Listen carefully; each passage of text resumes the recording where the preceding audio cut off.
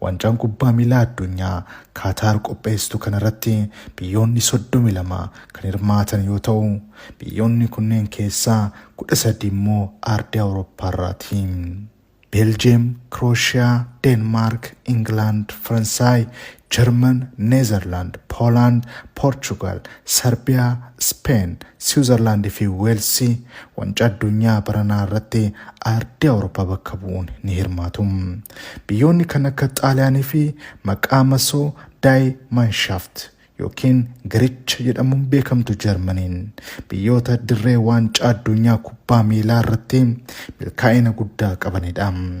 Gareen lachanuu wancaa addunyaa yeroo 4 fudhachuun seenaa boonsaa qabu.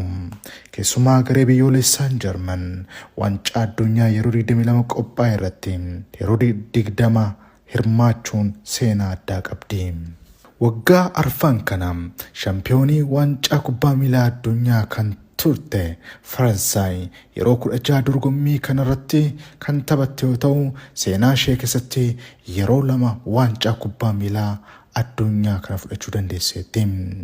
Hirmaannaa wancaa addunyaa kana Jarmanitti aanuun Xaaliyaan yeroo 18, Faransaay, Spain fi England yeroo 16 hirmaachuun seenaa irratti qalama addaan barreeffataniiru. Gareewwan biyyoota Awurooppaarraa hirmaatan keessaa ramaddii tokkoffaa jalatti kan ramadamte Neezerlaandii. Tapha ishee jalqabaa 21 shaampiyoonii waancaa Afrikaa yeroo jalqabaa seenaa ishee keessatti kan injifatte Senegaal wajjiniin morkatti. Gareen Neezerlaand seenaa ishee keessatti tapha xumuraa waancaa kubbaa miilaa yeroo 3 qaqqabduus waancaa fudhachuu hin dandeenye. Ramaddii tokkoffaa jalatti biyyoonni kan akka Kaataar dabalatee Senegaal fi Ikwaador Neezerlaand wajjin ni morkatu. Ramaddii lamaffaa jalatti biyyoonni kan akka England fi Wales biyyoota ardii Awurooppaarraa bakka bu'uun kan hin falmatan yoo ta'u, United States of America fi Iraan falmii isaanii ramaddii kana jalatti gaggeessu. England tapha ishee jalqabaa garee biyyoolessaa Iraan wajjin kan taphattu yoo ta'u, Wales immoo garee United States of America wajjin taasisti. Gareen biyyoolessaa England erga bara 1966 wancaa kubbaa miilaa addunyaa injifattee hin beektu.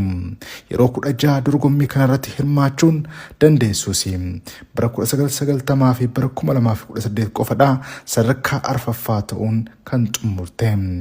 Gama biraatiin gareen biyyoolessaa Wales seenaa isaanii keessatti yeroo lammaffaa fi wancaa kubbaa miilaa baranaa irratti hirmaachuu dandeesseetti.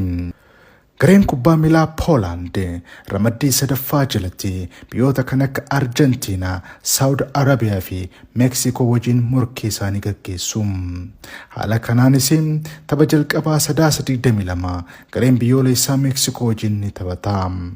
Poland erga yeroo jalqabaatii fi bara 1938tti wancaa kubbaa miilaa irratti hirmaachuu jalqabdee kan baranaa wajjin yeroo 9ffaadhaafidha. Bara 1974 fi bara 1982 wancaa addunyaa irratti sadarkaa sadaffaa ta'uun xumuruun ishee alatti wancaa addunyaa fudhattee hin beektu. Ramaddii kana jalatti taphataan cimaa addunyaa kana Lionel Messi Argentinaaf tapha xumuraa kan taasisu yoo ta'u, garee Bayern Munich akkasumas immoo gareen kubbaa miilaa Barcelonaaf goliiwwan hedduu galchuun kan beekamu Lewandowskiin Messi wajjin ramaddii kana jalatti wal arguun isaanii xiyyeeffannaa olaanaa akka argatu taasiseera. Shaampiyoonii kubbaa miilaa addunyaa Faransaay akkasumas gareen biyyoolessaa Denmark ramaddii arfaffaa jalatti biyyoota kan akka Awustiraaliyaa fi Tuuniziyaa wajjin morkatu. 22 Denmark biyya Afrikaarraa bakka bu'uun kan hirmaate Tuuniziyaa wajjin yogguu taphattu, Faransaay immoo Awustiraaliyaa wajjin falmii gaggeessu. Faransaay yeroo 16 hirmaachuun waancaa kubbaa miilaa addunyaa si'a 2 fudhachuu dandeesseetti. Denmark immoo seenaa ishee keessatti yeroo 5 hirmaachuun dandeesseetti. Ramaddii shanaffaa jalatti shaampiyoonii waancaa addunyaa bara 2010 qopheessummaa Afrikaa kibbaa irratti kan taate Spain akkasumas yeroo 4 waancaa kubbaa miilaa addunyaa mo'achuun kan beekamtu Jarman kan ramadaman yoo ta'u biyyoota kan akka Koostaarikaa fi Jaappaan wajjin wal morku. Tapha ramaddii ja'affaa jalatti ardii Awurooppaa bakka bu'uudhaan kan taphattu Beeljeemii fi Kirooshiyaadha. Beeljeem tapha ramaddii jalqabaa Kaanaadaa wajjin akkasumas Kirooshiyaan immoo Moorookoo wajjin wal falmii gaggeessu. Gareen biyyoolessaa Beeljeem yeroo 14 hirmaannaa waancaa kubbaa miilaa addunyaa kan godhatte yoo ta'u qabxii gaarii kan galmeessite garuu waggaa arfan kana Raashiyaa irratti sadarkaa sadaffaa bahuun ture. Gama biraatiin gareen biyyoolessaa Kirooshiyaa yeroo ji'a waancaa kubbaa miilaa addunyaa irratti hirmaatteetti.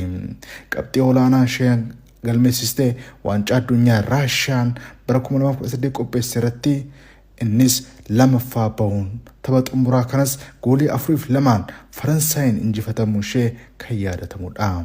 Tapha ramaddii jalqabaa ishee Biraazil wajjin kan taphattu Serbiyaan akkasumas Switzerland ramaddii torbaffaa jalatti ardii Awurooppaa bakka bu'uun ramadamaniiru. Switzerland tapha ishee jalqabaa bakka buutuu ardii Afrikaa kan taate Kaameruun wajjin morkatti. Gareen biyyoolessaa Switzerland erga bara 1934 yeroo 11f waancaa addunyaa irratti hirmaachuun yegguu danda'an, Serbiyaan immoo yeroo 13 hirmaachuun bira darbe. Erga bara 2006 jalqabee waancaa addunyaa irratti hirmaachuun seenaa addaa kan qabu Cristiano Ronaldo biyya isaa Portugal ramaddii xumuraa jalatti biyyoota kan akka Gaanaa, Uraagaay fi Kooriyaa Kibbaa wajjin morkatti.